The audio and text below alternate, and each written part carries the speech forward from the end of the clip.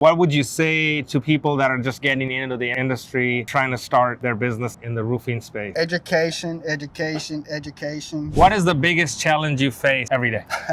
Marketing, lead generation. All right, guys, we are in Houston and we got a client with us here, Billy from Roofers Inc. Texas. Roofers Inc. Billy, why did you get into the roofing business? Years ago, my brother opened a roofing company and I joined with him, started learning the industry, and obviously it's kind of addictive. So here I am today, about 20 years later. 20 years. How did you last 20 years in roofing? Isn't that brutal, cutthroat? Absolutely.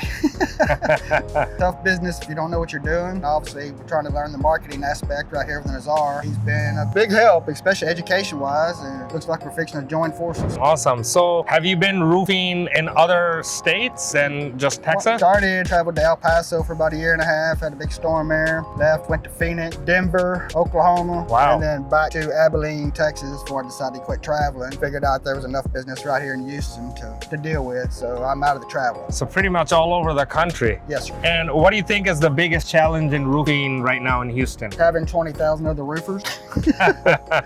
How do you stay ahead? Like, what would you say to people that are just getting into the industry, trying to start their business in the roofing space? Education, education, education, getting set up with the right vendors, learning your product, learning your warranty is one of the biggest things I've come to find out. I've always been real insurance driven. Now the market is kind of switching to more retail, so I'm having to get a little more educated on how to sell some of this stuff to people, or at least explain the process of what a true warranty is, not just say you got a 30-year warranty when you don't. That's kind of how roofers kind of get a bad name sometimes. Oh, no doubt. I mean, I'm getting beat left and right because one, some of these other competitors are telling them stuff that, it's just not true. And now that I'm finding out it's not true, I know how to go back behind these people and explain true warranties using every product maybe GAF offers, explaining that maybe GAF is one of the only ones that actually warrant during a hurricane, up to 160-mile-an-hour winds. I found that out. Learning that there's a process to it. In other words, to be truly warranted through Certainty, GAF, or whoever it may be, you have to use every one of their products, and it is a service that you have to pay for to the Certainty or GAF. So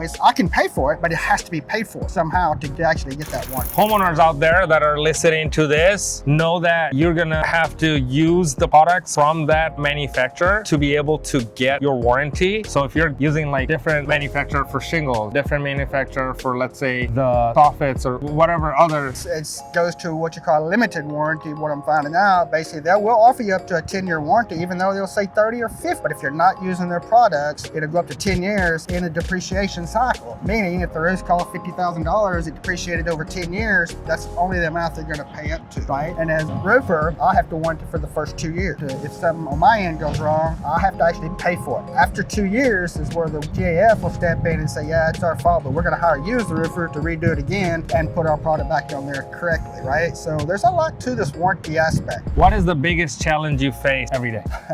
Marketing, lead generation, getting my phone to ring other than beating on doors. And I've been watching a gentleman named Matt Smith, and maybe he'll see this video. Tried to get him to call me a few times. He hadn't. Marketing program that I'm started following. Matter of fact, I bought 1,000-yard signs. I'd come in about a week or two ago. We put about 200 out, and we're already getting phone calls. Probably gonna land our first really good deal today as soon as I get through this meeting. Awesome. So guys out there that haven't put out yard signs, get at it and put some yard signs out. It's probably the most inexpensive way to put your name out there and put your name on the map. But Billy, this has been great. Thank you so much for hanging out with me today. And we also got Nick.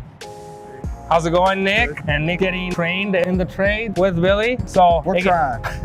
we're all trying here. So guys, thanks for watching. This is Nazar, the roofing marketer, checking out from Houston, Texas. See you in the next video.